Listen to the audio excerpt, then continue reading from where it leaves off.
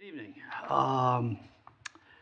Welcome to the Finance Committee meeting on Wednesday, June 18th, 2025 at 5:30 p.m. at the Ayer Town Hall. This is a hybrid meeting. The meeting of the Finance Committee will be held in person at the location provided on this notice. Members of the public are welcome to attend this in-person meeting. Please note that while an option for remote attendance and/or participation via Zoom is being provided as a courtesy to the public, the meeting hearing will not be suspended or terminated if technological problems interrupt the virtual broadcast, unless otherwise required by law. Members of the public with particular interest in a specific item on this agenda should make plans for in-person versus virtual attendance accordingly. This meeting will be live on Zoom. The public may access the proceedings by joining Zoom meeting ID 978-772-8220 or by calling 929-205-6099. For additional information about remote participation, please contact Carly Antonellis, Assistant Town Manager at atm@air.ma.us or 978-772-8220, extension 100, prior to the meeting. Okay, I'm going to call the meeting to order. We have in attendance myself, Kurt Freskowski, Andrew Seeley, Jin Hong, and Bob France. So we have a quorum. The first item on the agenda is a review and approval of the April 2017 meeting minutes. We do not have a final copy on those, so we will do that at the next meeting. The next item on the agenda is a reserve fund transfer request on elections and registration account. And there is a copy of that in front of you. And any questions, discussions? Robert, any notes we should know about this? So, Mr. Chair, I will, through you, turn it over to the town clerk, who can best explain the RFT for her department, which was previously approved by the select board and is now before you. Welcome, Susan. Thank you, welcome. Thank you, Robert. Mr. Chair, through you to the board. Here today to request an RFT, just as it always happens, Murphy's Law, just after the budget approval and town meeting. The company that I have the voting machines from reached out to me with the opportunity to do an upgrade of all machines to the latest model, etc. It was something I was going to go through the capital process for FY27, but because other towns had made previous arrangements, essentially they had this equipment ready to go, but other towns had to step out because of financial issues, etc. So I sort of got a bargain deal if I was able to do this transaction. So that's why it kind of came up behind the normal process. So in doing so, I looked into it. I spoke with Robert and Kerry, Barbara, and we realized that the reserve fund transfer account it still held enough money, and there were no other requests at the time. So I would be able to do this request for $20,000. And that's why I took advantage of it. If you can see on the invoice, like I explained to the select board, it's upgrading to the ICP 1 to 2. So essentially it's a quicker, better product. Also, they all come with 1-year warranties and free tabulator training, etc. And of course, the company's always here for every election. For any issues, they're on call and here within 30 minutes if we had election day issues. I don't have those, sorry, knock on wood. So that's really it, and I'm just requesting for this. I wouldn't normally do this out of the normal financial pattern, but again, it was sort of like a too good to pass up offer, and I was going to be doing it anyways, which normally these packages are over $30,000, so I wouldn't get the machines. It's 5 machines retrofitted to the current ballot boxes that I have. So it works. I have one for each precinct, a backup, and then of course the early voting, as we know, has become quite popular, especially in Ayer. So for us to run the ballots, and just FYI, it took us this past presidential election. It was about 11 hours for us to run all the ballots. We had the early voting ballots through, and this cuts it down to a third of that time. So for myself and our election staff, it would be really nice to be able to process these much quicker. And that's it was about 2,400 ballots that we were processing. So it just helps us move the ballots along, if you will. So I don't know if you need any more information or. I have a side question. Yeah. Potentially somewhat unrelated, but have we considered the digital push a button, it's counted machines, right? Because this is still fill in the circle machine, right? The tabulator Right, is a so, fill in the circle machine. Yeah, so that's two separate. This is for paper ballots. There'll always be paper ballots. That's what the state of Massachusetts has. So we still have the fill in the That's oval. a requirement. Yes, that's what we have. So you'll always have to fill in the circle and insert it into a machine. Yeah, so that's the state of Massachusetts. There's no other option. I know there's other, I did previously in Capital, I'll be implementing over the next year, poll pads, which is an iPad. So when you come in to check in, it'll just help generate a receipt for the attendants to give you. Some people want a receipt that they checked in and voted. So it's just an additional, and it'll help with early voting because you can put the sticker on the envelope if you've early voted. You have to fill it all out. Not that it's a hard task, but for anybody with impairments, it's just easier to kind of stick the label on and it has your info.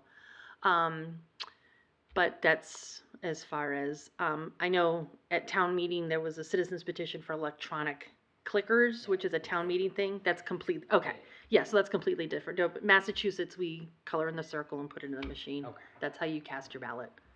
Perfect. That's the law. You can count them by That's- hand later, right? Yes. It's a So the double machine, process. right, the machine does it, and then if there's any, so in these machines, there's 3 buckets, if you will. One's your main bucket that the ballot voted fine. The second one is if there's a blank or write-in that gets cast off to another bucket. And then third is a ballot that we can't read, the machine can't read. So at the end of the night, those are separated out, and the talliers, we review all the blanks and write-ins, and we count that we have exactly what the tape is telling us we should have. And then that third pile is what was the intention of the voter, and that's when we read it for the machine. So if sometimes the mark is just off enough and it can't read it, then we manually count it. So yes, so it's a lot of checks and balances. You're welcome. Yeah, no problem. I can talk way too much about elections, so I need to wrap it up. You know we're in good hands. Quick question, Robert, what's our reserve fund balance? So the balance is 150,000. Okay, So yeah, nothing has been accessed. okay, so we would just then be pulling then the amount of $20,000 then, because that's what the final invoice is for, Correct, Yeah. right. the discount. And warranty still. So I just a little curiosity, and it's a more general question. I support this. I have no problem with this. I'm just wondering. Looks like it's a fairly small company, from the way that the invoice is drafted. Because I have a feeling that I use the same software. So it's for small business. So I'm just wondering that generally. Does the town government work with both large vendors and small vendors, or do you guys, how long have you worked with them? Do you, Sure. Yeah. So when it comes specifically with my office, all things elections have to be approved by the legislature. So the vendors have to be approved. I can't I can't So find. there's an approved Yeah, so vendor there's only a list very small that's list. maintained by the state. Correct, that is Oh. approved, and there's only 2 companies in Massachusetts that are approved to, for the ballot machines and the voting. So this So company this is is based in one New of Hampshire. 2. Yes. But So- they are approved to do business in Massachusetts, even though they are based in. Right, they're actually, all through New England, LHS Associates. They actually service all, I see. New England, different, municipalities throughout New England. Oh, And they're approved, so they're all state approved, they're vetted, I see. through the state, and they're, like I said, one of 2 vendors that I can utilize for the machines, I cause these are see. the only people that are allowed I to, see, I see. service the machines and maintain the machines at state, law Okay. level. So, I also use this machine, this company actually, is sort of my vendor for a lot of things when it comes to the clerk's office. I utilize them for the street lists, which is the annual street list that is generated from the census. Some call it the nosy book. We have the dog tags. I also get dog tags from it's true. The dog tags, they're also my vendors for dog tags. The nosy book. Yeah, that is official.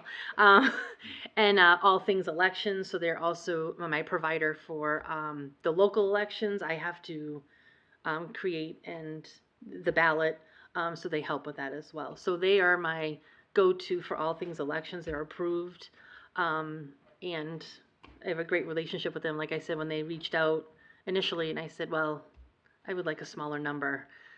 And they were like, okay, how about this? And I was like, all right, I don't think I can go any lower. But yeah, so any of these things have to be state approved. It's I see. not, no one can start a company and go, I want to do election machines, not in the state of Massachusetts. It has to be long time vetted, and they are over 30 years. The town's been with them over 20 years Oh, wow.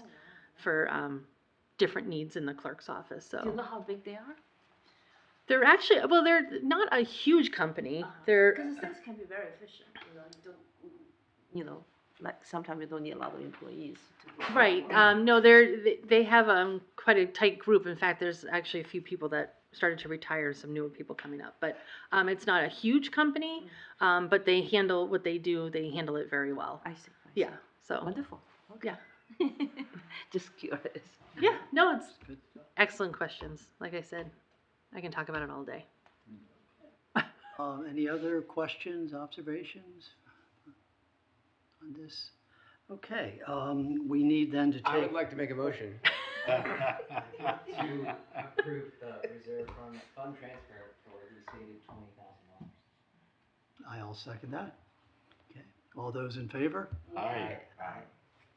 Very good. The request for reserve fund transfer request has been approved for $20,000. All right, wonderful. Thank you all very much. I appreciate you all getting together. Thank you. Okay, moving on to the next item. Again, I just need to mention we have the zoning board of appeals coming in at 6, so this is going to be a short meeting.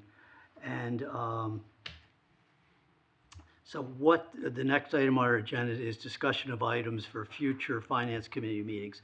So you'll see I did a tentative schedule a couple months ago, and I updated that. And that's in the last part of your packet. That's the top thing. So our meeting on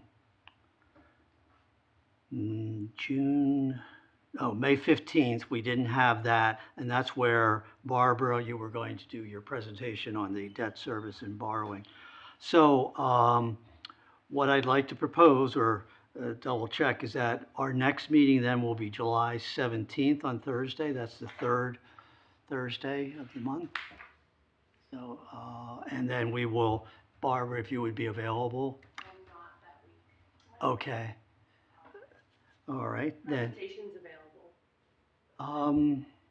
Do the August meeting. Okay, so we'll move that to the August meeting then. That would be August 28th, so that'd be,